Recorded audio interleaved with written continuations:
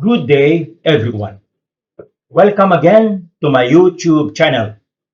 This episode is the 31st installment in my program, Social Change. How and when will it come true? In our previous two episodes, that were those were 29th to 30th installments, I talked about the evils of poverty. In this and the next two installments, those will be our 32nd and 33rd. Let me deal on the equally grievous problems of illiteracy and low literacy. Thereafter, I will be discussing about unemployment, drug abuse or addiction, prostitution, rape, murder, and other heinous crimes, marital problems, etc., etc. As I made mention already, majority of these problems, if not all, generally constitute as the very reasons why a large number of countries the world over have been stagnant in their socio-economic growth and development, therefore dragging them far way behind the very much talked about social change, reformation, transformation, or reconstruction to ever take place in those countries. This present and the succeeding two installments bear the title The Malady of Illiteracy and Law Literacy.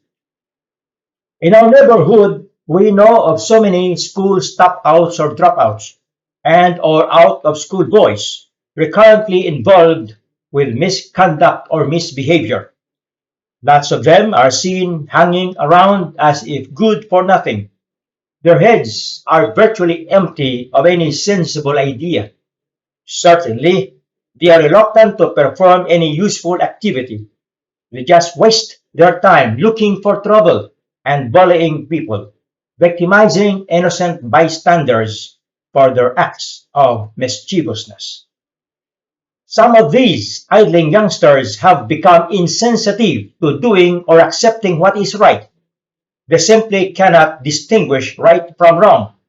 Whatever they do is oftentimes offensive to the peace and order in the community.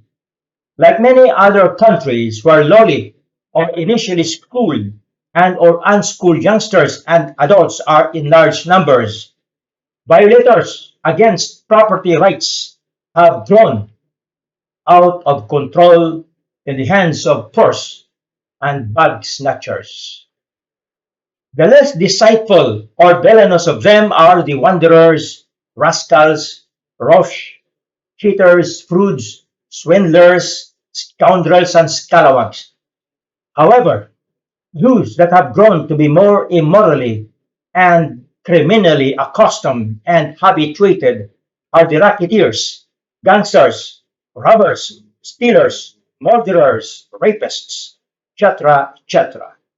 Many of these, either individually or jointly or in cahoots with other equally unscrupulous friends and acquaintances, indulge in nothing productive but give way to activities that continue to disrupt and infringe on public order and discipline. The majority of these youths appear to be miserably growing up. They hang around idly on the sidewalks day in and day out. They were stopouts or dropouts in as early as the elementary, high school, or college. Now, let me talk about the causatives of school dropouts or stopouts, or what I'd like to call or describe as school initialism. School initialism, or what is commonly known as the dropout stopout situation, even in the first 4 years of children's schooling, is already a picture of contrasts.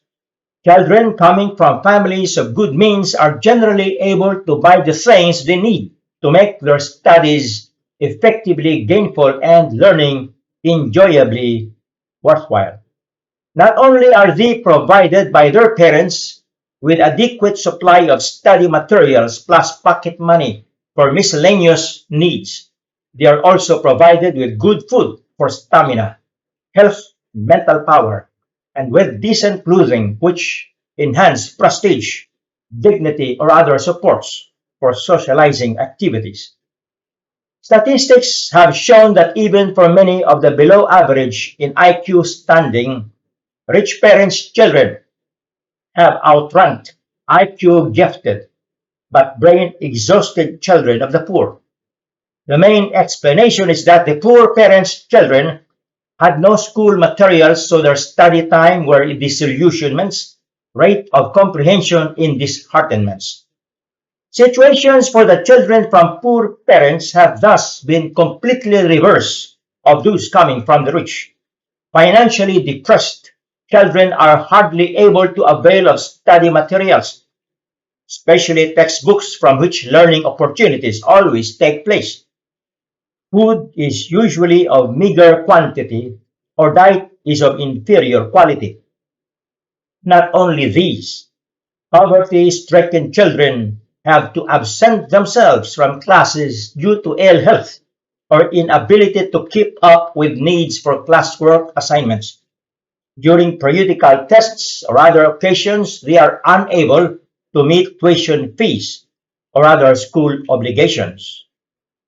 Caught in a variety of embarrassments, economic, social, or even emotional, the poor family students are either forced to leave school or hardly go on with multiple obstructing impediments. Hence, the problems for school stopouts or dropouts, or what I fondly describe as school initialists, are naturally first as expressed in the form of situations for continuing increases in numbers of the illiterate population. Second, as expressed in the form of situations for continuing increases in numbers of the school initialists, or those commonly labeled as dropouts or stopouts. And third, as expressed in the form of situations for continuing increases in the rates of appreciativeness or approbations on short-range educational pursuits at low literacy levels. In the latter category, students are made to finish either only the primary grades or the elementary school or secondary courses, but short of college graduation. In the contention of many people, not a few of them being some of the highly placed members of society, the fortune in students finishing any of the pre-college limits will have substantially made ex-students sufficiently considered educated members of society. To be sure, we have the various shortcomings expressed in ways of self-aggravating causationals. These are the primal interrelating situations giving rise to diverse social and economic side effects, ranging from plain joblessness of being almost strangers in the world of industries to hardened criminality in the world of social chaos, or from simple juvenile delinquencies in the world of institutional confusions to the capitalistic delinquencies in labor exploitativeness and self-aggrandizement of the sweet money influencing world. Some time ago, I was surfing the internet. I came across an article written by Lilita Balani, posted at September 23, 2009, and updated as of September 24, the same year. The title of that article is Illiterate Filipinos, now 15 million and counting. According to that article, in the last in the last 6 years, the number of illiterate Filipinos has grown to 15 million. The author states that according to Edicio de la Torre, president of the Civil Society Network for Education Reforms, ENET, this number of illiterates is expected to further increase with more children unable to go to school and with those who are already fortunate or privileged to be in school but who will drop out or stop going to school every year. Palani goes on to say that, open quote, the unabated stream of dropouts, according to the experts, may prevent the government from fulfilling its international commitment to provide functional literacy or adequate education for all Filipinos by 2015. Close quotation. In her article, in distinguishing the difference between basic literacy and functional literacy, Balani has this to state further, open quotation, unlike basic literacy, which only requires the ability to read and write, functional literacy includes the ability to cope with the demands of everyday life, like problem solving and communicating. Balani says that based on the Functional Literacy Education and Mass Media Survey, or FLAMES, aimed at determining literacy rate in the Philippines every 5 years, there are 11 million Filipinos who don't have functional literacy. On the other hand, the number of those with no basic literacy is 4 million. This definitely indicates a disturbing socio-cultural imbalance. To have made this worse is the continuing trend in school initialism, or education non-formalism, with more children unable to go to school, and with those already in school dropping out every year. Philippine illiteracy rate is expected to rise further.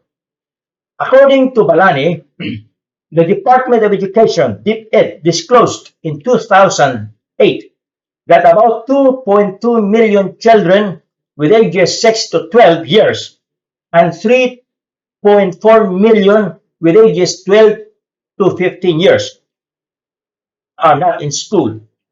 Statistics further reveal that out of every 100 children who enroll in grade school, only 65 will graduate.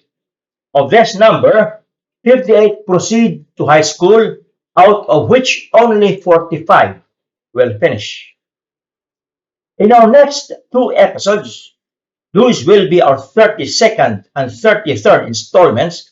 I will proceed to talk about illiteracy and low literacy trends worldwide. Then I will conclude my discussion on the subject.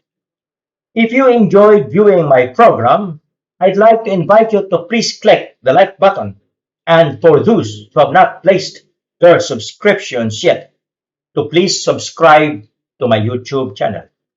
Let me close this 31st episode with these uplifting messages from God's precious word.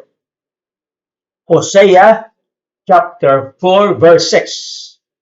It says, "My people are destroyed from lack of knowledge." Then in Proverbs chapter 1 verses 20 to 22, it says, "Listen, wisdom is calling out in the streets and marketplaces, calling loudly at the city gates and wherever people come together. Foolish people, how long do you want to be foolish? How long will you enjoy making fun of knowledge? Will you never learn?" Thank you, my friends. Let's meet again in our succeeding episodes. God bless us all.